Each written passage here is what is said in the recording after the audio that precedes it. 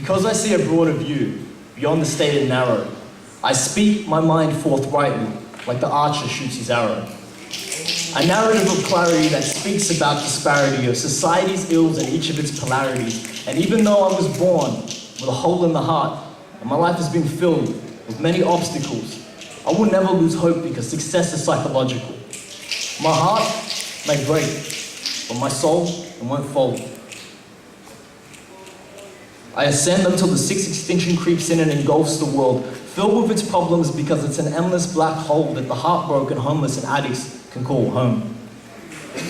You see, hurt people, they hurt people, while healed people heal the people, and the latter is who I would rather stand alongside as I write my tome of poetry that fluently flows. Having a soft heart in this cruel world means courage, not weakness. So take note, my brothers and sisters who have ever known what it feels like to shrug like Atlas and carry boulders on their bones, bearing the weight that comes from the debris of broken dreams, broken families, and broken homes. This is for those who've ever witnessed things that John Lennon couldn't even imagine. The type of shit that normal people couldn't even fathom. And these words are not just words.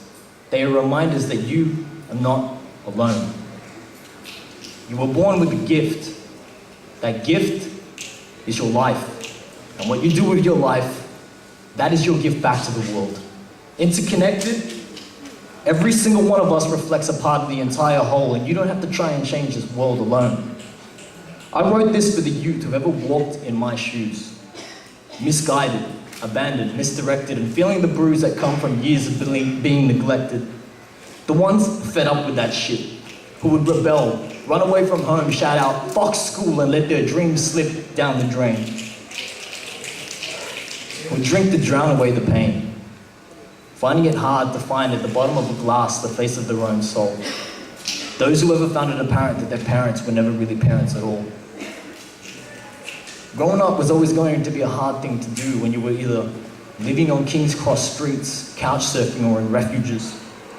When you were raised by junkies with $1 million track marks and dealers packing sawn-off shotguns, meat cleavers, and machetes, filled with falsified dreams of living the sweet life. I still have the scar on my hand, snapping in half the crack pipe they'd pass around, and the memory singed in my mind of syringes and pipes being passed around like a surgical knife. To chase that dragon, to pursue that high, and silence that itch from deep within, a sickness that won't leave.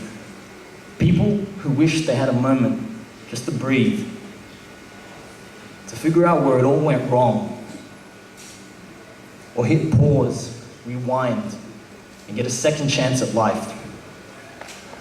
People who wish that they were you and I instead of second-guessing fatal thoughts of quiet suicide.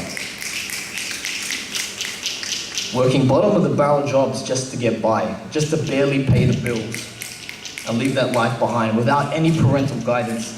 No one to look up to, so they look for any excuse to erase the pain, down a bottle, through a vein, escape it, clouded by hatred. They form the wrong relationships, develop addictions, ice, coke, sex, heroin, anything to make them numb to it.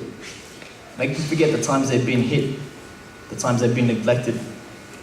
Beaten simply because their room was a mess, because their parents are projecting how they were once treated. Beaten because they refused to accept that shit and accept being beaten. For those who will listen, these words are not just words. They are reminders that you are not alone.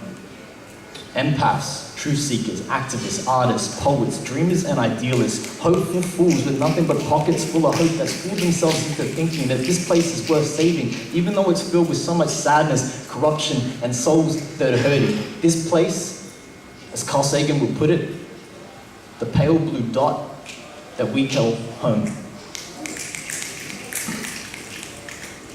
We're not on a journey to save the world unless we can learn how to save ourselves first. And we may be facing obstacles, but be certain in solidarity we won't be facing them alone. Hardships often prepare ordinary people for an extraordinary destiny, C.S. Lewis once said. You don't have a soul, you are a soul, you have a body, and there is no excuse why you were limited. The potential of the mind is infinite. Be wise. Witness it. We're living in the age of information now. There is no more time for ignorance. This is for the thinkers trapped inside their own heads, not realizing that the past, that is just a story that we keep on telling ourselves. Let your past make you better, not bitter, because we are not what's happened to us, we are what we choose to become. This is for the lovers, not loved in return.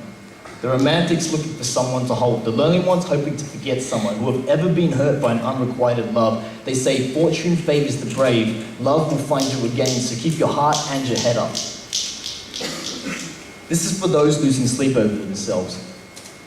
Writers stuck between the lines. The real secret of magic is that this world is made of words.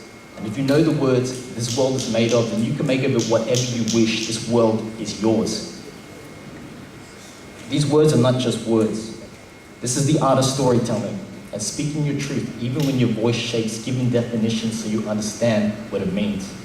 This is me trying to dream bigger, dreaming an impossible dream, just so the world will not grind me under, because we rise by lifting others. Thank you for having me.